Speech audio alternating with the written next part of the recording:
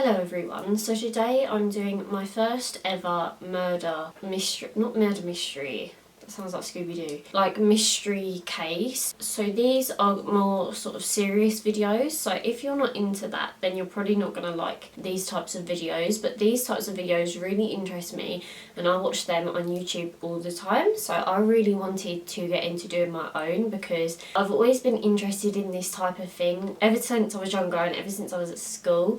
So I really wanted to start up this series on my channel, and yeah, I really hope that you enjoy this little journey with me. I'm not copying anyone. I have wanted to do this for months. I've just never had I've never known really how to start it off and how to get into all the research and everything like that and who to do cases on and everything. But the other day I thought, you know what, I'm just going to start researching some cases and I'm going to get started, because then I thought once I've kick-started it and I do my first case, then you can let me know who you want me to do next and then it will carry on like so. So the case that we are going to be covering today is of the Walker family. This case was in 1959, so quite a long time ago, years and years ago. As I said, this is on the Walker family. So I'm going to get into the story now. So as I said, if you're not into this type of thing and if you're more into vlogs and my sort of makeup side of my channel, then I have plenty of those videos down below for you to watch. But this is something that I'm really passionate about and something that I really want to sort of get into doing. Sorry if I look down at my notes at all in this video, because obviously it is the first of these videos I've ever done before, so yeah, I'm just a bit new to it, so I might look down at my notes a couple of times. Sorry if that's annoying, but as these videos go on then obviously I'll get more used to memorising things. So yeah, I hope you enjoy this, and please let me know if you'd like more of these. Please let me know what you think. If you don't like them then that's fair enough, and yeah. So starting off with this case, I'm covering the case today of the Walker family, and this happened in 1959. I also have to warn you that this case covers the death of 2 children, so if you're very sensitive to things like that, or if you just don't like hearing about deaths, then I will be covering other cases as well, of like missing cases and that. But yes, this case does cover death and the death of children, so if you have any triggers or anything like that then please don't watch this video. Also, I just want to say, I mean no offence or no disrespect to the family involved or the people involved in the family of these people, so I just want to make that clear. The Walker family consisted of 4 people: Christine Walker, who was 24 years old, Cliff Walker, who was 25 years old, Jimmy Walker, who was only 3 years old, and Debbie Walker, who was only 1 year old. So this was a family of 4. Obviously Christine and Cliff were the mother and father of their children, and unfortunately all 4 of these family members died, and it was a very brutal murder. So I just want to run through with you a few facts before we get into what actually happened. One fact was that there was 587 people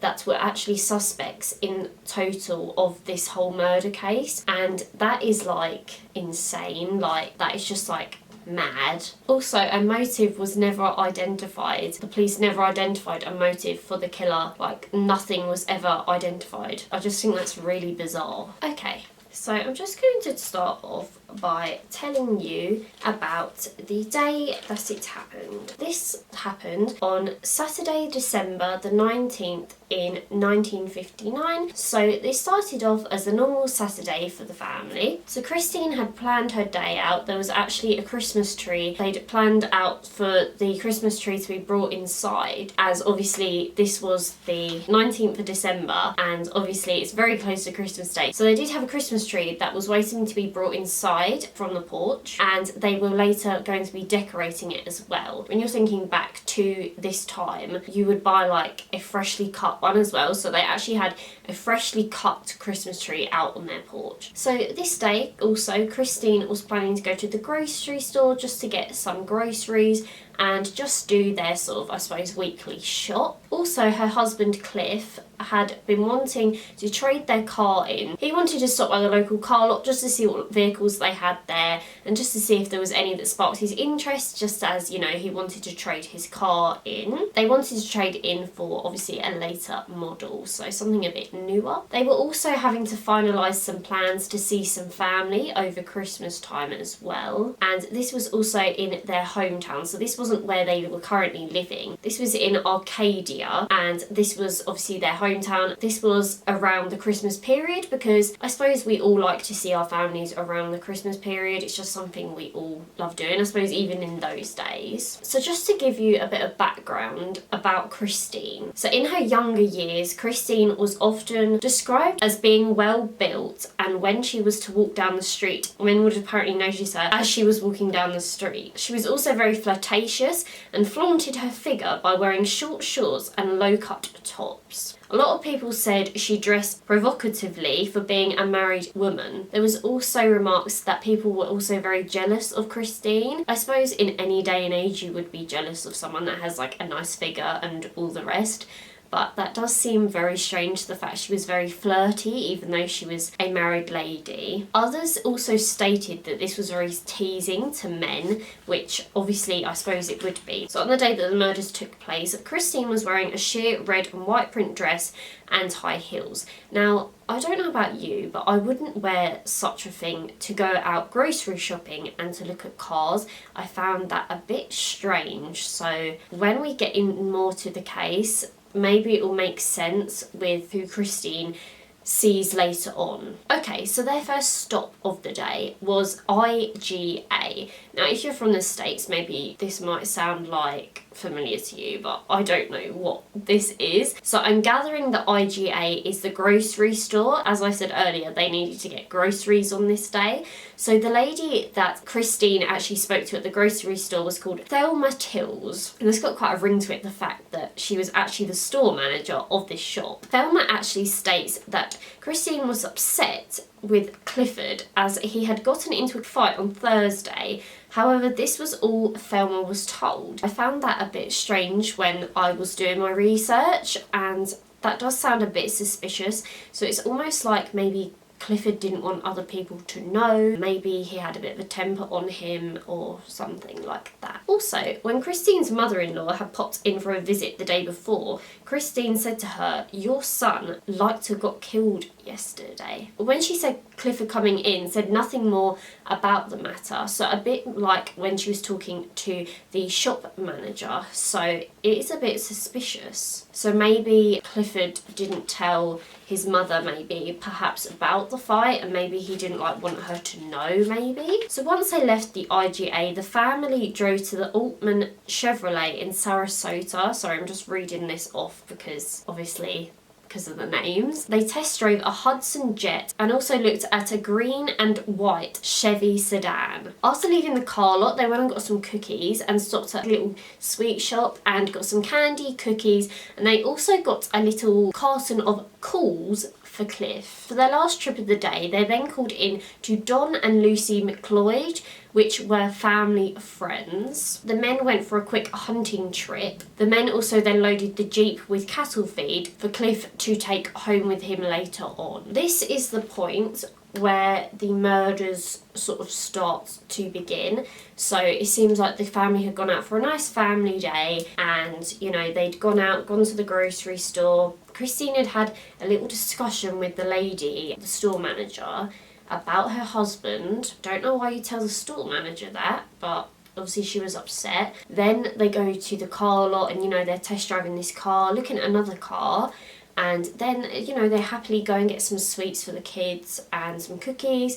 and then they go to their friends. And it's also said that Christine now leaves on her own and leaves the children and her husband at their friend's house, you know, just so the children can stay a bit longer and her husband can stay a bit longer as he was hunting.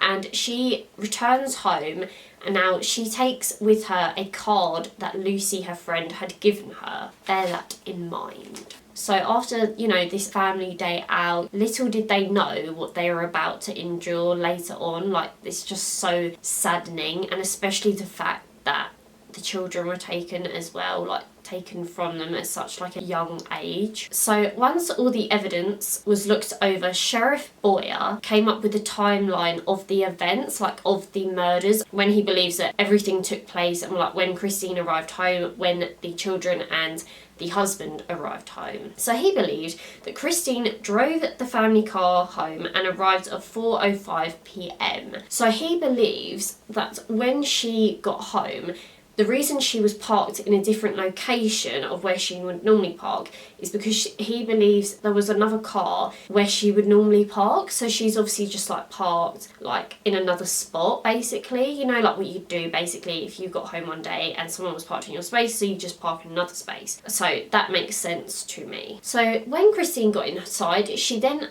put the picture from her friend Lucy, put it on the fridge, I believe it was. Pretty sure it was the fridge. She then hung her handbag in the kitchen and put away her groceries. So Sheriff also believes that she done this while the visitor was watching her as well, like whilst he was there. And when you think about it, that is so creepy to just think like someone was watching her do all these things. Like, that's so messed up. It's also said that Christine actually knew the visitor, so that makes it even worse, the fact that it was actually someone that they knew. So now I'm going to get into actually what happened to Christine. So it's believed that this man had been drinking and that he fancied Christine. They believe that he'd made a move on her and she'd pushed him away, and obviously he hadn't taken no for an answer. And then she goes to sort of, you know, push him off, and he punches her in the face. She then tries to get away again, and then she goes out the front door, they're on the porch, and he grabs her once more, and then they reckon that's why there was a bloody shoe found on the porch. I'm just now going to get into what actually happened to each 4 victims and how they were murdered. So Christine was actually raped and she was shot, and her husband was shot, and her son and her daughter. Her daughter didn't die straight away. Her daughter was shot and then put in the bathtub. Police actually believe that the killer actually drowned her, like tried like just drowning her, because obviously he'd shot her but she hadn't like died, that he'd put her like obviously in the bathtub to drown her.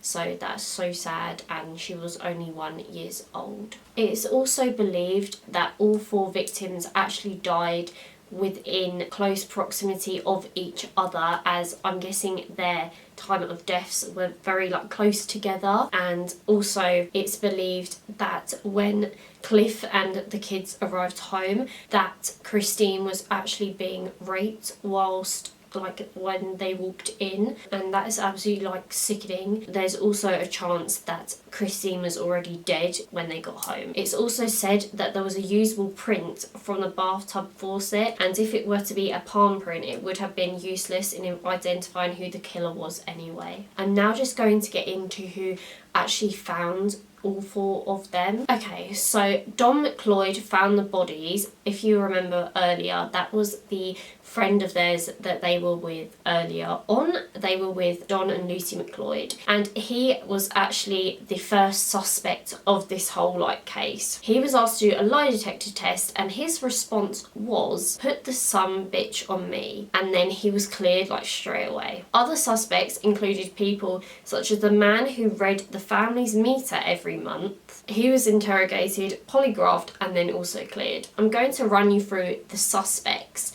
So you've got those as the suspects, but obviously they were cleared. We've now got 3 suspects who are very important in this case and who add up to that. It just makes sense in what theories I'm going to tell you, so you're going to have to listen quite carefully. Okay, so the first suspect we have is the lover, and this is Curtis McCall. Now, there was gossip going around that Curtis McCall was actually Christine's lover, and Harlan McCall, which was Curtis's cousin, actually told the sheriff that he knew for a fact they were having an affair. 2 weeks prior to the murders, Christine went to his mother's house looking for Curtis, described as a no-good, troublemaking sort of person. And this was actually when her husband was in a rodeo in Wauchula. I have to put it on the screen, it's a complicated word. And McCall, 21, had a history of fighting and violent antics. He also owned a .22 caliber gun as well. When Sheriff Boyer questioned Curtis,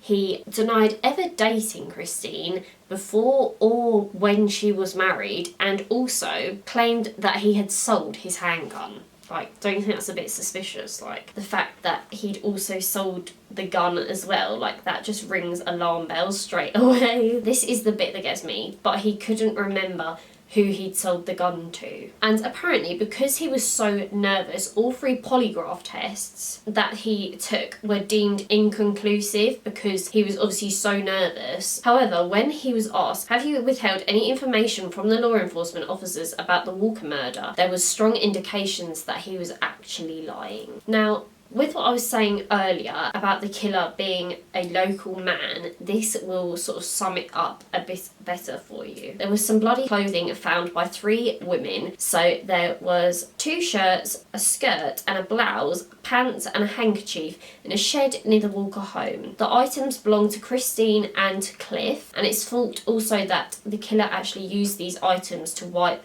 their blood off of him. Like, that's just disgusting, the fact he actually took their clothes and used them as like rags to wipe the blood off him. Like, there's another reason that the sheriff thought that this person was local. Because obviously the children were killed, there is a chance that he killed them because obviously Jimmy was 3 years old and apparently he could talk like really well. So there is a chance that if he would have left the children like alive, then that Jimmy would have like said, you know, blah-de-blah on it. Like, because he knew like the name and he would have known the person. So that is a strong like indication of it being a local person, the fact that his children were killed as well. Okay, next suspect is a dirty old man, and this is Wilbur Walker, 65, retired railroad worker. He lived approximately 1 mile from the Walker's household and he was their closest neighbour. Christine's mother actually told investigators that Christine was actually like really like scared of this man. She apparently dreaded him coming to the house because he was just so creepy. She also apparently once told her sister the only way to stop the dirty old man was with a bullet. It's quite a bold statement. He once tried to kiss Christine and propositioned her more than once. Cliff threatened to kill him and warned him if he came round again he would be sorry. But Tucker had an airtight alibi for both the afternoon and evening of December the 19th.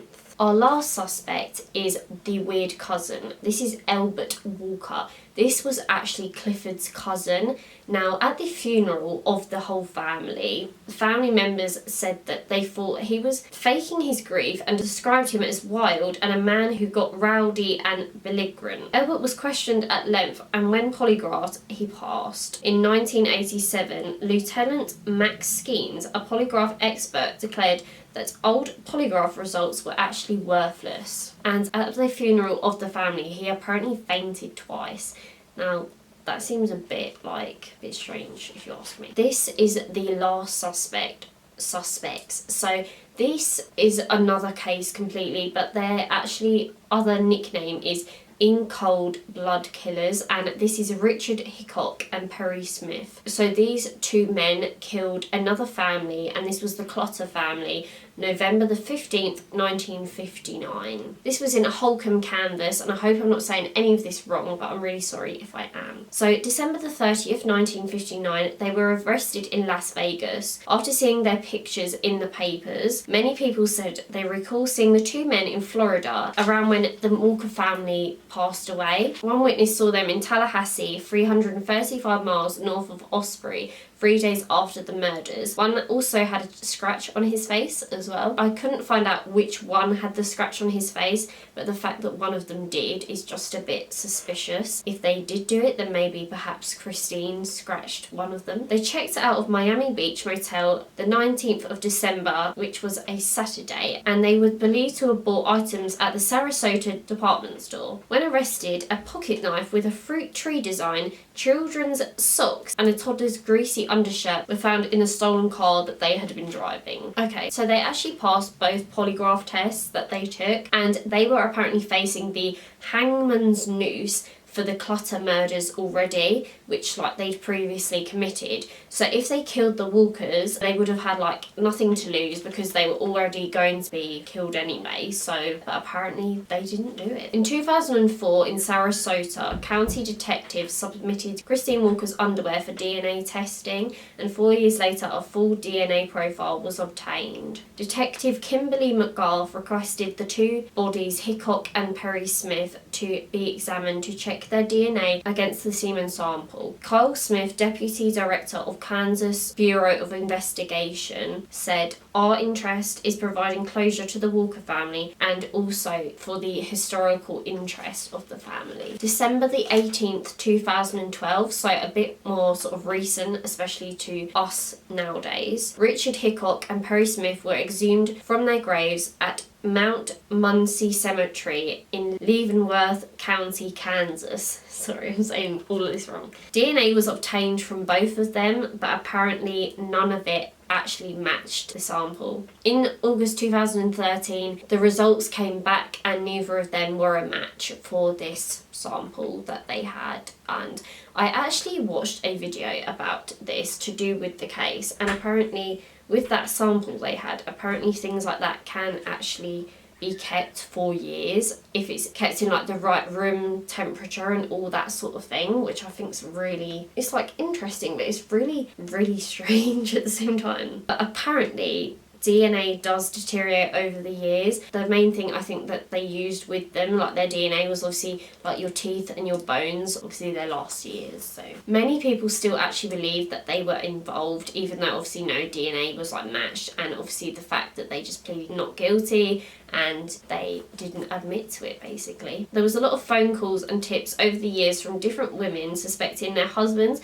boyfriends, ex-husbands, neighbours, or even another man that they knew, and just ringing up and basically accusing them of this murder because, as I said, there was so many suspects that literally everyone would just ring up and suspect someone. 35 years after the murders, August 1994, the woman actually that rang refused to give any of her information, but she rang Sarasota County Sheriff's Office, and she was a bartender in Stroudsburg, Pennsylvania.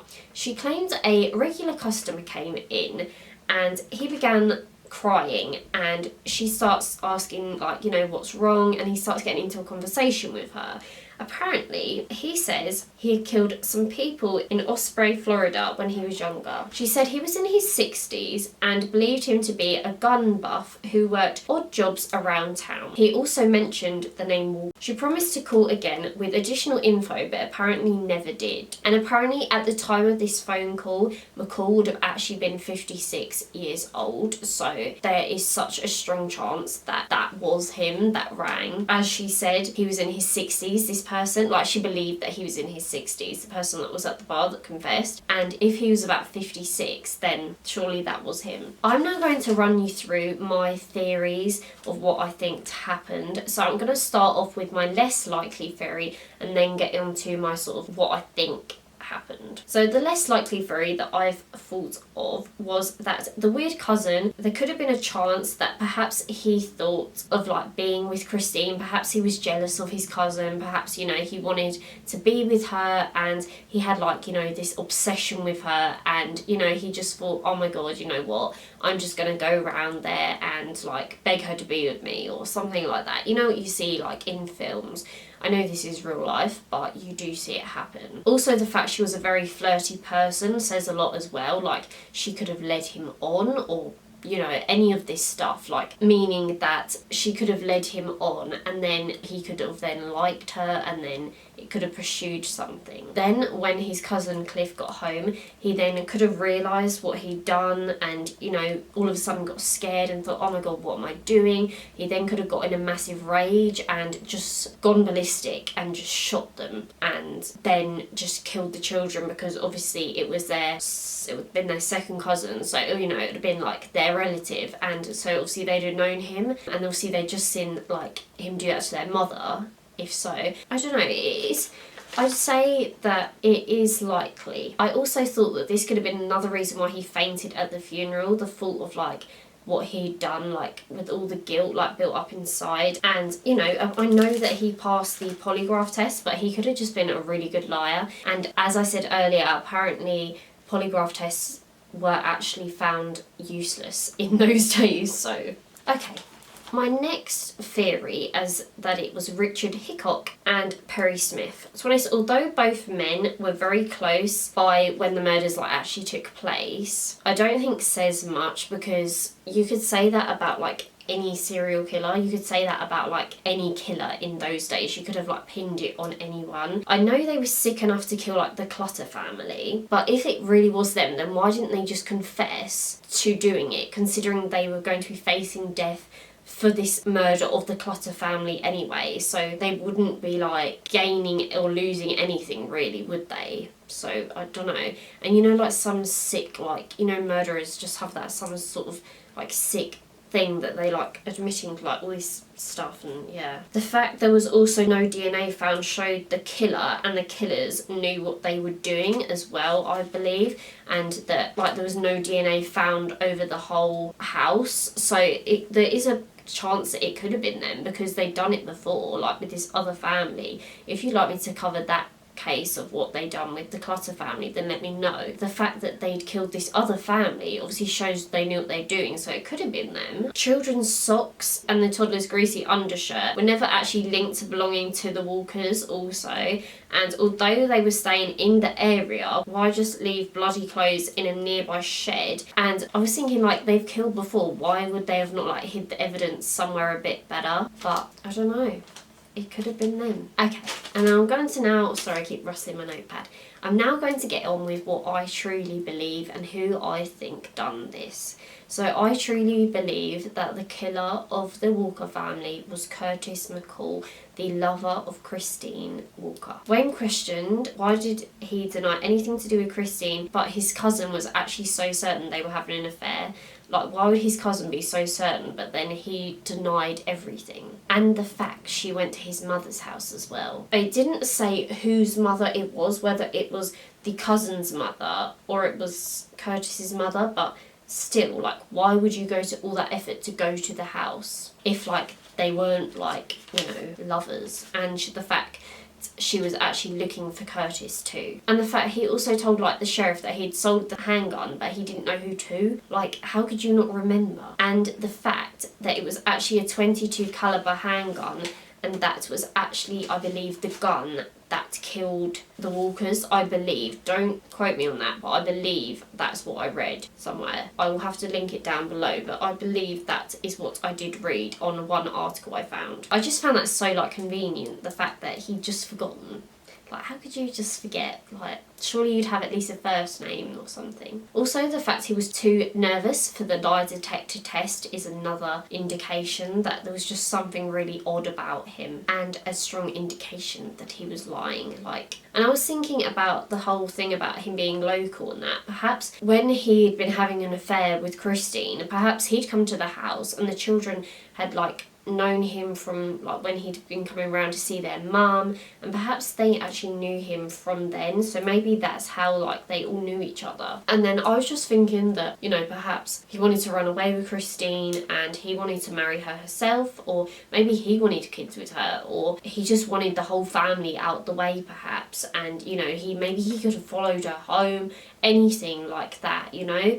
Like, there is just all these suspicions and all these theories. Like, I could go on for days. I won't go on too much. Truly believe that maybe he just wanted her all to himself, and then, you know, he then attacked her, done all this stuff to her, and then obviously killed her family as well. Then also we have that confession 35 years later. Like, that is just so weird, and the fact of like the age being so similar. It was also said that the killer actually took Christine and Cliff's marriage license, Cliff's pocket knife, and Christine's majorette uniform, and that is all I have. I didn't really go much into what like the killer took and that, like I didn't really delve much into that part because it was his penknife, the marriage license, and then her majorette uniform. I didn't really understand what a majorette uniform was, to be honest with you, but please let me know what your theories are. But I truly believe that it was her lover and that he just went into jealous rage, and that's what happened, I believe. But please let me know what you think, and I'm sorry if this was a bit like all over the place. I'm just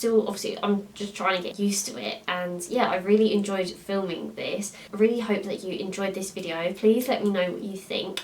Please let me know your theories, and as I said, I mean no disrespect, and I just want to sort of bring more sort of light to this case. I believe that the case is still open by what I've read. So yeah, if you have any cases that you want me to cover, please let me know, as I really want to start doing these more often. I don't know if I do them weekly, maybe every other week or something. It took me over a day to like research this. I was just doing like writing all day long, and I found it so fun. So I really hope that you enjoyed this, and thank you so much for watching, and I will see you in my next video. So take care, bye.